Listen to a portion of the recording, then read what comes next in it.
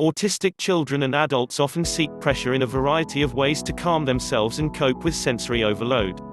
Oftentimes, hugs and squeezes from other people can cause more distress because autistic children or adults are often unable to communicate their needs by indicating a particular amount or length of pressure. This is both frustrating and ineffective for both the autistic person and whoever is hugging or squeezing them.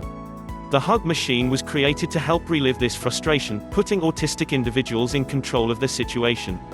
Both children and adults who suffer from autism sometimes crave pressure to help calm anxiety.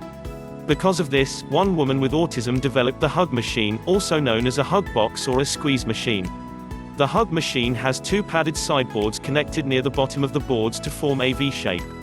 A lever helps push the sideboards together to create pressure. The lever also allows the autistic child or adult the ability to control the amount and length of pressure. Studies are still being conducted to find out why those with autism respond to pressure and how it can produce a calming effect. The hug machine may affect the heightened sensory perceptions of those with autism who often feels disruptive or distressing behavior.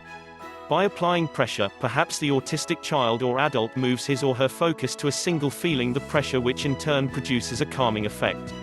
For many autistic children and adults, anxiety can be completely incapacitating. Not being able to function with the anxiety is frustrating, and so appropriate social behavior is even more difficult. Sometimes, the only release from such anxiety is through pressure. To this day, the hug machine is used by several programs and researchers studying autism as well as therapy programs. Remember that hugging or squeezing an autistic child may not help him or her. You may, in fact, increase their senses and cause more anxiety. Though you may not be able to purchase a hug machine, you may be able to create a similar object.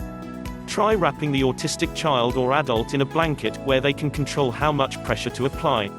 You can also look into buying padded boards that more closely simulate the hug machine's sideboards, and perhaps tie or tape some heavy-duty yarn to each side to allow the autistic child or adult control over how much pressure to apply and for how long. Contact your child's school to see if there has been any interest in purchasing a community hug machine. This may not be a cure to all your child's problems, but it works well to help many autistic individuals cope with the world.